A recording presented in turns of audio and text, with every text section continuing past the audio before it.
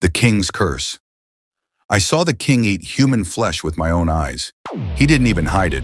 He chewed slowly, looking at us, daring us to say something. My name is Prince AK. I am the first son of my father, Asa Ugo, our king. He was feared by all. He ruled over our land with an iron fist. People said he had magic, that he could not be killed. But I learned the truth. He was not a man of magic. He was a man of evil. One night I was walking near his royal chamber when I heard voices. A girl was crying. I knew better than to listen, but my feet would not move. The crying stopped suddenly. Then I heard a strange sound, a wet, tearing sound. I should have run.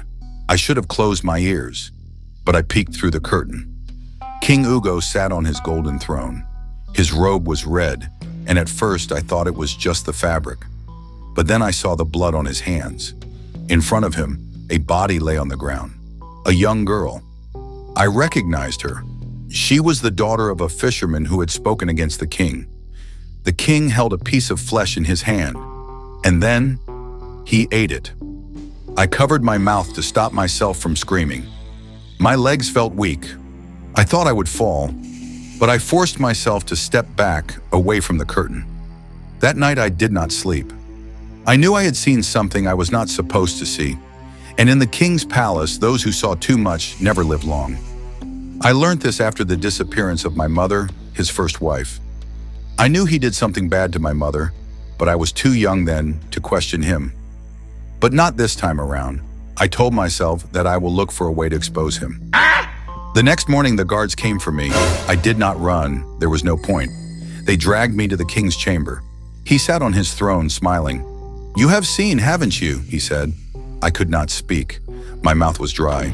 He leaned forward. "Tell me, Ez, do you think the gods will punish me?" I did not answer. He laughed. "They do nothing. I eat and I grow strong. My enemies disappear and I remain." I knew then that this was why the king never aged, why he never fell sick. He was not blessed. He was cursed, and he had embraced the curse. I thought I would die that day, but the king only smiled. "Go," he said. "Tell no one, or perhaps do tell. It does not matter. No one would believe you." I went back to my hut. I knew my father could not be killed. No one had ever seen him bleed. No sickness touched him. The old warriors whispered that he had been king for too long, that he had watched their fathers and grandfathers die while he remained the same. But I knew his secret. He was no man. He was a beast in human skin. I am Prince AK. son of King Ugo, the man-eater, and this is how I killed him. The night I saw my father eat human flesh, I knew he was cursed. He did not age because he fed on the young. He did not fall because he drank the strength of his enemies. But every curse has a weakness. I remembered the stories my mother told me before she vanished. "A man who steals life cannot take his own," she said. "His strength is borrowed. To break him, return what he has stolen." I did not understand her words then, but after I saw what he did to that girl, I knew. If he had taken life to grow strong, I had to take it back. I could not fight him with a sword. No weapon could touch him.